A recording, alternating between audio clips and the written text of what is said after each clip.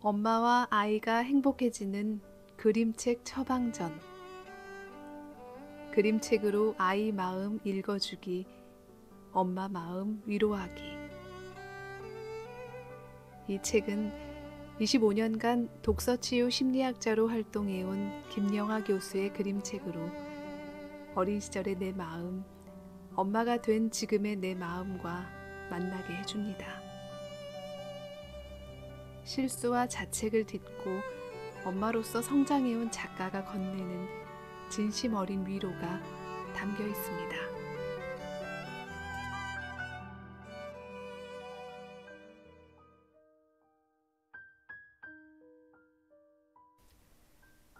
나는 아이를 아프게 한 엄마였다. 그날도 나는 강남으로 목동으로 뛰어다니다가 자정이 훨씬 넘어 집에 돌아왔다. 저녁도 먹지 못한 터라 대강 씻고 식탁 앞에 앉았다.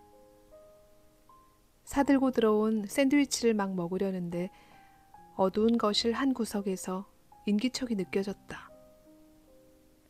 딸아이였다.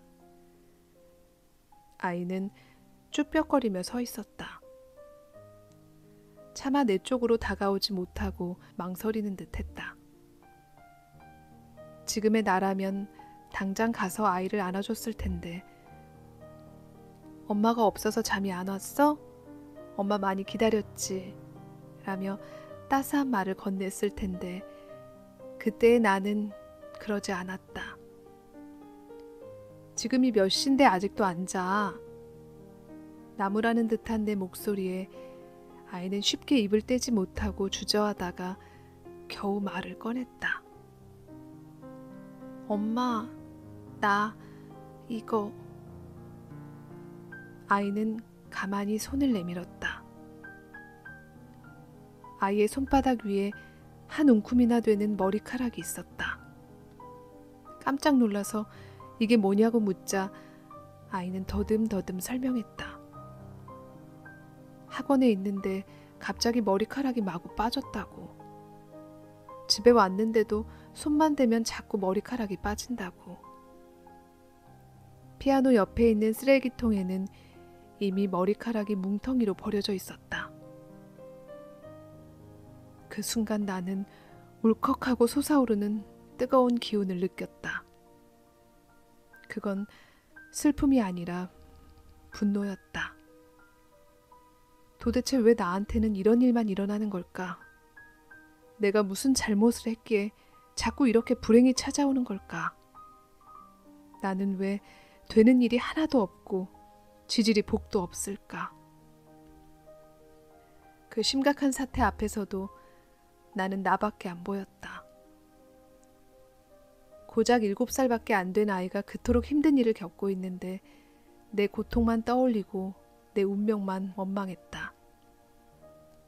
사는 게 너무 버겁다는 생각이 들었다.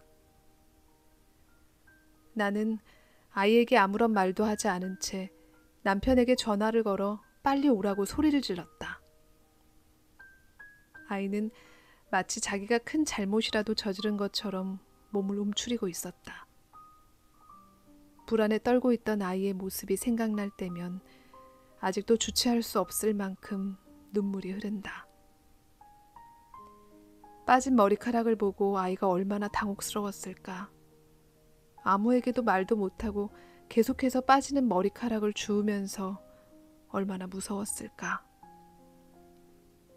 새벽까지 잠 못 이루다가 엄마에게 말하기까지 얼마나 힘들었을까. 다음날 나는 아이를 데리고 피부과에 갔다.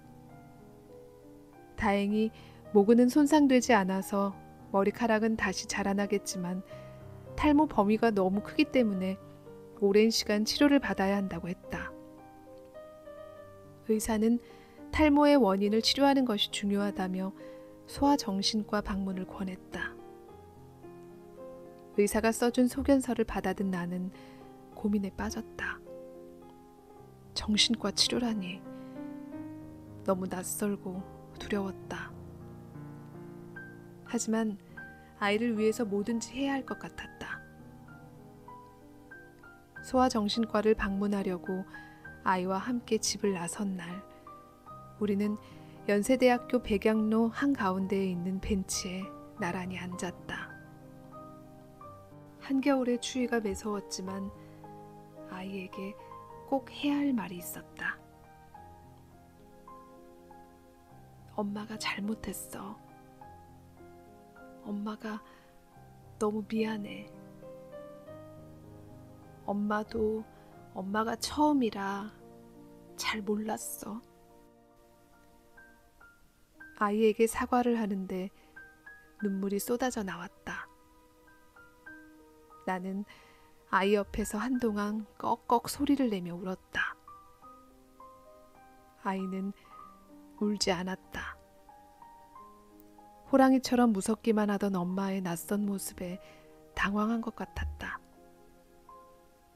그러다가 나와 눈이 마주친 순간 갑자기 으앙하고 울음을 터뜨렸다. 평소 투정 부리지 않고 떼쓰지도 않았던 딸에게서 비로소 7살 아이의 모습이 보였다.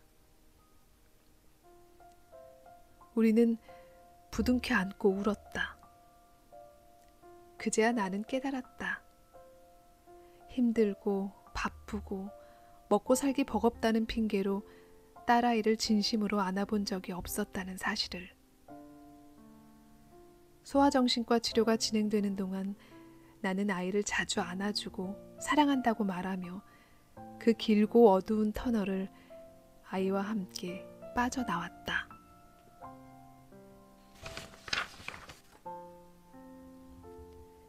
딸아이가 안정을 찾고 남편이 일을 시작한 뒤 나도 뒤늦게 대학원에 진학했다.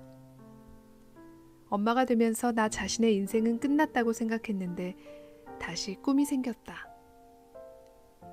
마음이 아픈 사람들에게 다가가 아픔을 나누고 싶었다. 그래서 상담 심리학이라는 과목을 택했고 악착같이 공부했다. 그때 그 사건이 없었다면 나는 아이의 아픈 마음을 보지 못했을 것이다. 계속해서 아이를 닥달했을 것이고 나와 아이는 끝내 불행했을지도 모른다. 물론 우리가 금세 상처를 회복한 것은 아니다. 나는 말로 설명할 수 없는 죄책감에 시달렸다. 아이를 힘들게 한 나쁜 엄마. 아이가 힘든 것조차 몰랐던 못난 엄마라는 생각에 죽을 만큼 괴로웠다. 고통 속에서 내 마음을 다잡았다. 다시금 아이의 마음을 놓치지 않도록, 내 상처가 또다시 아이에게 향하지 않도록. 과거를 후회하기보다 지금의 나와 내 아이를 돌보자고 마음먹었다. 지옥 같은 시간이었지만 그 경험은 나에게 소중한 기회를 주었다. 아이를 사랑할 수 있는 기회, 그리고 나를 돌볼 수 있는 기회. 엄마들을 상대로 강의를 할 때면 나는 이 이야기를 들려주곤 한다. 그때의 내 모습이 너무 부끄럽지만 나에게도 엄마로서 숨기고 싶은 시절이 있었다는 사실을 알려주기 위해서다. 많은 엄마들이 심리적으로 취약한 상태에 있다. 엄마가 되면 완전히 다른 세상을 만난다. 아이를 키우는 일 자체도 힘들지만 신체 변화와 경력 단절, 주위의 시선 등 엄마가 되면서 맞닥뜨리는 여러 가지 상황이 낯설고 불편하다. 내 마음과 같지 않은 아이를 돌보다 보면 하루에도 몇 번씩 자신의 밑바닥을 마주한다. 버럭 화를 내고 돌아서면 내가 이렇게 인내심이 부족한가, 내가 이렇게 속이 좁았나 하는 후회가 밀려온다. 최선을 다하고 있으면서도 때로는 자신이 서툴고 모자란 엄마인 것 같아 속이 상한다. 엄마는 아이를 너무나 사랑한다. 사랑함에도 불구하고 본의 아니게 아이를 아프게 한다. 아이의 마음을 몰라서, 때로는 알면서도 적절하게 대응할 줄 몰라서 그러는 것이다. 모르는 부분은 배워나가면 된다. 태어나자마자 한글을 읽는 아이는 없듯이 엄마가 되었다고 해서 엄마 역할을 잘할 수 있는 것은 아니다.